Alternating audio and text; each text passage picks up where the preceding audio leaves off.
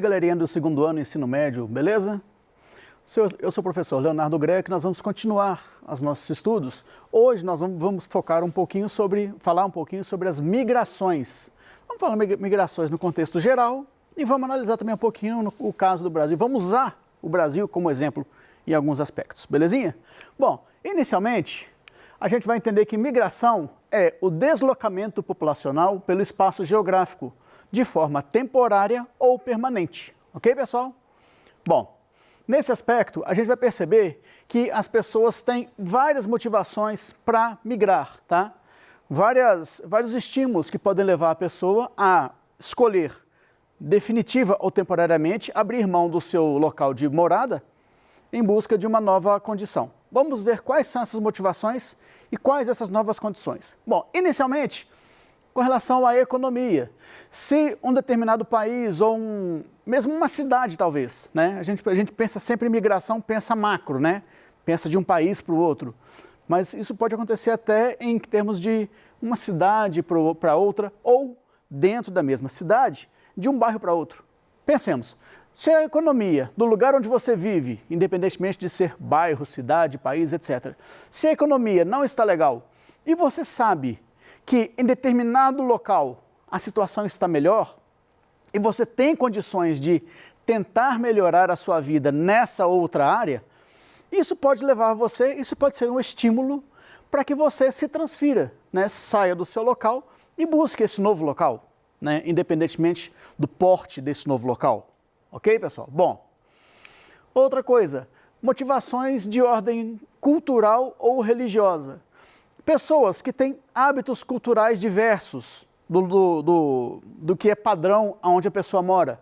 E pessoas que têm crenças religiosas que também são diferentes, por vezes, podem optar por migrar. E aí, um parêntese, pessoal. Nesse caso, a migração ela pode ser temporária, no caso, por exemplo, da prática religiosa. Vou detalhar isso um pouquinho mais. Pessoas que praticam o islamismo têm como um dos preceitos, uma das regras que ele deve seguir, a viagem, pelo menos uma vez na vida, para a cidade de Meca, no Oriente Médio, ok? Aí, nesse aspecto, a pessoa vai sair da sua cidade, do seu país, e vai migrar temporariamente para a cidade de Meca, mas sem significar que ela tenha sido pressionada a isso, que ela tenha sido hostilizada, e aí a situação na sua cidade ficou insuportável e ela teve que migrar. Não. Nesse caso específico, a migração, além de temporária, porque ela vai voltar para a sua cidade, a migração ocorreu por vontade da pessoa. Era um desejo dessa pessoa praticar uma peregrinação religiosa a Meca, como mostra a foto aqui, ó. Essa foto é uma foto tirada na própria cidade de Meca, né? Esse cubo negro aí é a Caaba, né? É o centro da peregrinação dos muçulmanos quando em Meca, ok? Bom, voltando ao assunto das migrações, então a migração ela pode ocorrer por questões culturais ou religiosas. Se for por opção, a pessoa pode optar, né? Pode decidir ir prestar a sua homenagem, etc, tal, né? Fazer as suas reverências e retornar. Ou ela pode migrar de forma permanente. E aí é o caso em que aí sim, ela sofre algum tipo de hostilidade, ela é perseguida de alguma forma, fazendo com que a sua permanência no seu local natal, na cidade onde ela vive, né, se torne algo insuportável, não seguro, arriscado para ela e para sua família. E aí, nesse caso, a migração ela se dá de modo definitivo. Ok, pessoal? Bom, seguindo aqui e outras motivações para se promover a migração. Migração por motivação política. Ocorre quando, vivendo em regiões onde verifica-se instabilidade política, chegando a extremos, como guerras civis, as pessoas buscam refúgio. E aí, nesse caso, tem um termo específico, que é o asilo político, em países mais estáveis. A gente tem exemplos num passado recente e na atualidade também, em países da nossa América Latina, em países da África, países da Ásia, né? Aonde, pensem aonde, imagine a seguinte situação, a economia poderia até nem estar tão ruim assim, em uma situação de relativa estabilidade. Contudo, a instabilidade do processo político em um determinado país faz com que, mesmo que uma determinada família tenha uma situação econômica, uma estabilidade material, porém, essa insegurança política leva para uma insegurança social, né? O que faz com que essa família, ainda que materialmente estável, opte, ou melhor, nem seria bom falar em optar, né? Ela seja obrigada a buscar outras fronteiras, outros países para viver, tá? Então, essa é a motivação por uma questão política. Normalmente, é uma situação emergencial, quando no seu país o clima se torna insustentável e aí você nem fala em migrar, você fala em buscar refúgio. Por isso o termo asilo político. Ok, pessoal? Sigamos, galera. Migrações naturais, ou melhor dizendo, migrações por motivações naturais, né? Climáticas.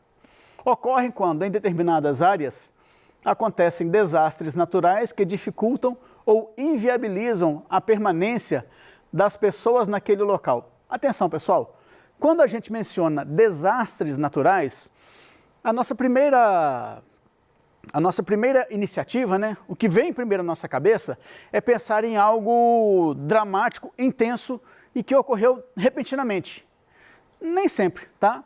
Você pode ter uma situação que perdurou por anos ou até por décadas e que acabam configurando, no final das contas, um cenário de desastre natural. Pensem, por exemplo, no nosso país, a região do Nordeste brasileiro. Em determinadas áreas no Nordeste brasileiro, durante décadas, a seca assolou a sociedade que ali vive, né? Fazendo com que a situação naquela região, em determinadas áreas do Nordeste, pudessem ser classificadas como regiões de desastres naturais, tá? Então, é só um exemplo, tá? Pode ser algo impactante, como também pode ser algo que gradativamente foi se desenhando o cenário de um desastre natural. Nesse aspecto, as migrações elas tendem a ocorrer também, não por escolha, né? A pessoa ou o grupo familiar é forçado a esse tipo de migração, né? E essa migração, ela tende a ocorrer dentro das fronteiras do Brasil, no caso, no exemplo, né? Dentro das fronteiras do país, e ela pode ser definitiva ou ela pode ser também temporária. É extremamente comum a gente perceber no Nordeste brasileiro grupos familiares que, pouco a pouco, né, primeiro vai o pai, depois vai o irmão mais velho e gradativamente toda a família vai se transferindo do Nordeste para regiões como o Sul, Sudeste do Brasil. Tá? Essa transferência pode ser definitiva ou ela pode ocorrer de uma outra maneira também. Do grupo familiar saem o pai e os filhos mais velhos, os filhos homens mais velhos. E eles, durante um determinado período do ano, eles se transferem para determinadas áreas do Brasil para trabalhar numa atividade específica, numa atividade, a gente fala de atividade sazonal. É o caso, por exemplo, da colheita do café, colheita da cana-de-açúcar. Quando aconteceu a construção de Brasília, na década de 1950, houve a presença de um grande fluxo de migrantes nordestinos para contribuírem, para trabalhar na construção da capital federal, mas isso a gente vai detalhar depois, né? Então percebam, ainda que seja uma migração motivada por aspectos naturais, mas essa migração ela tem várias características, tá? Então a gente não tem por exemplo, uma receita de bolo. Várias características vão identificar não só as migrações naturais, como as várias outras que a gente analisa ao longo do tempo, ok? Bom, seguindo, galerinha. Tipos de migração. A migração ela pode ser internacional, né? De um país para o outro, de um continente para o outro, né? Ela pode ser também interna. quando ela ocorre dentro do próprio país. O exemplo que eu acabei de falar é um exemplo bem característico, né? Existem até situações, como eu falei no início da nossa aula de agora, que as migrações elas podem se verificar de um país para outro, dentro de um mesmo país, de uma região para outra, de um estado para outro, de cidade para outra, de uma cidade para outra. Olha como eu vou só diminuindo a área de análise, né? E a migração pode acontecer também dentro de uma mesma cidade, né? Pensa em famílias que vivem, por exemplo, Belo Horizonte. Uma família que vive na periferia de Belo Horizonte, por alguma razão, a situação nessa periferia que a pessoa vive se tornou extremamente difícil ou até mesmo insustentável, fazendo com que essa família busque meios para viver, para se transferir para uma outra área da mesma Belo Horizonte, tá? Bom, interregional de um estado ou região para outro, intrarregional, dentro de um mesmo estado ou região.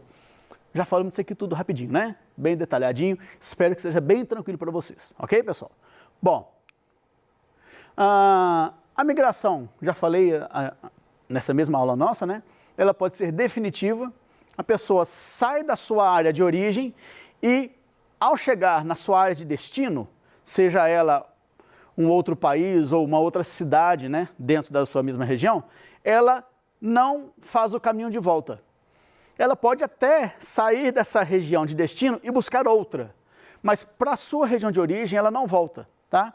Independentemente disso, se ela sair da sua região de origem e se fixar em outra e ali permanecer, a gente considera como uma migração definitiva.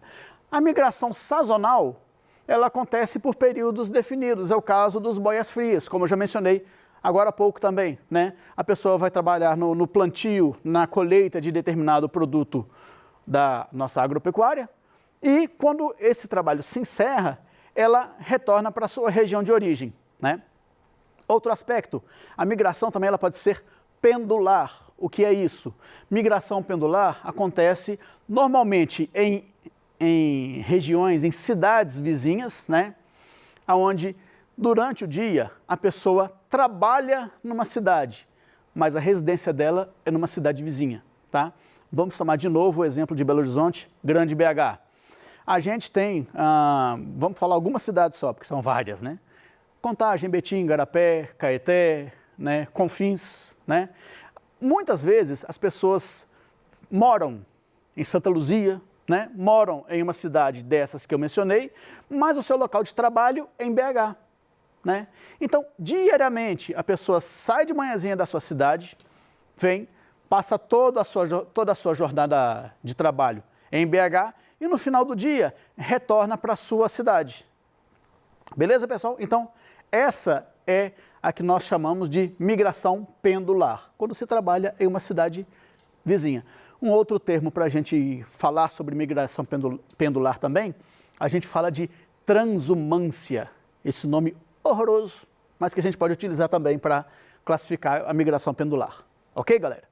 Bom, assim sendo, a gente tem também essas duas características, seguindo na análise, né? A migração pode ser forçada, eu já expliquei, né, anteriormente, há algum problema que torna intolerável a vida de uma pessoa e da sua família em determinada região, e por mais que alguns aspectos na sua vida estejam beleza, estejam estáveis, alguma circunstância força a pessoa a sair do seu local de origem e buscar uma nova residência, buscar uma outra residência, tá? Ou ela pode ser espontânea também. A pessoa escolhe se transferir. Exemplo, nas décadas de 1970 até 1980, 1990, mas com mais intensidade nas décadas de 1970 e 80, houve um grande número de brasileiros que optou por se transferir para os Estados Unidos da América. Por quê?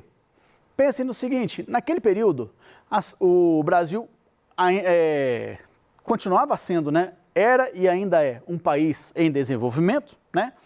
E aqui a situação econômica não é que estava assim insustentável, né? Mas ela estava uma situação econômica mais instável.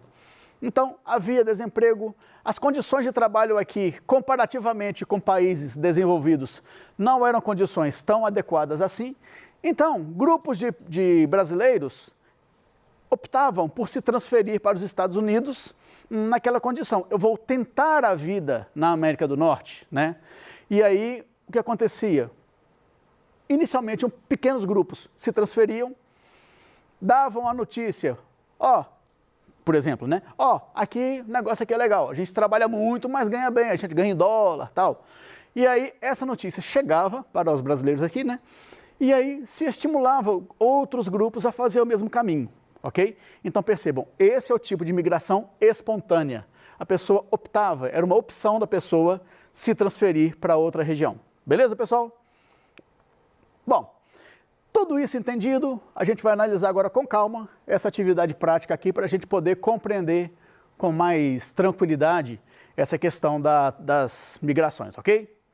Bom, isso foi divulgado pelo Portal Terra, esse trecho foi divulgado pelo Portal Terra entre 30 de setembro de 2012 e é a partir dele que nós vamos analisar o exercício, ok? Evitar o êxodo rural, a saída das pessoas do campo para as áreas urbanas, é o principal desafio da política interna chinesa.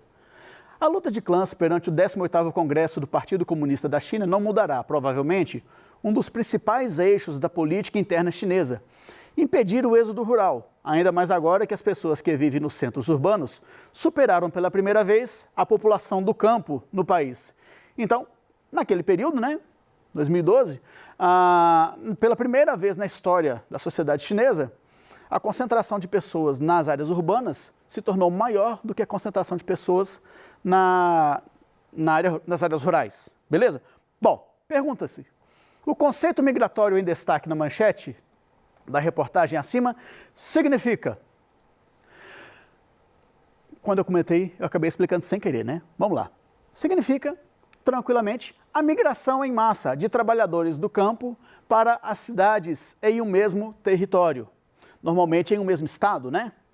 Bom, percebam uma coisa, essa questão do êxodo rural, ela é também uma modalidade de migração, né? Ela pode acontecer por opção, mas na maioria das vezes ela é uma atitude forçada. Por várias razões, a determinada família que vivia no meio rural já há décadas, né, às vezes há gerações, né, decide se transferir do campo para a cidade porque a sua sustentação econômica no campo se tornou inviável. Normalmente porque ela não conseguiu fontes de investimentos, né? Ela não conseguiu prosperar a sua atividade agropecuária, né? A agricultura familiar, vamos lembrar, apesar de vários incentivos, principalmente oficiais, governamentais, né? Ainda é uma das modalidades que mais sofre no campo, né? Ela não conseguiu resistir à concorrência de grandes complexos agropecuários, né? E aí, essa família não é nem que busca, ela tem que sair do campo para a cidade. O que não significa, contudo, que esse problema seja resolvido, né? Porque muitas famílias saem do campo porque não conseguem mais sobreviver das atividades no campo. Entretanto, quando ela chega nas áreas urbanas, aí ela se vê dentro daquele dilema, né? Ela sabe de tudo sobre o dia a dia do campo, só que nada do que ela sabe, ela vai aplicar na cidade. E aí ela tem que começar o processo de aprendizado, né, de adaptação às exigências profissionais do zero. E aí, muitas vezes, ao final de um determinado período, essa família percebe que o problema só mudou de roupa, vamos dizer assim, né? Ela sofria no campo, ela se transferiu para a cidade e continuou sofrendo na cidade, né? Essa é uma situação que a gente tem que levar bastante em consideração quando a gente analisa o êxodo rural, ok? Bom, galerinha, com isso a gente fecha a nossa aula, né? Nessa aula a gente conseguiu analisar o que são as migrações, os seus vários modelos, né, de migrações, né? As várias variáveis que compõem esse tema, bem como suas motivações, características e peculiaridades. Ok, pessoal? Bom, queria agradecer a oportunidade, um grande abraço a vocês e espero contar com a presença de vocês, virtual, né, nas próximas aulas, ok? Grande abraço, pessoal!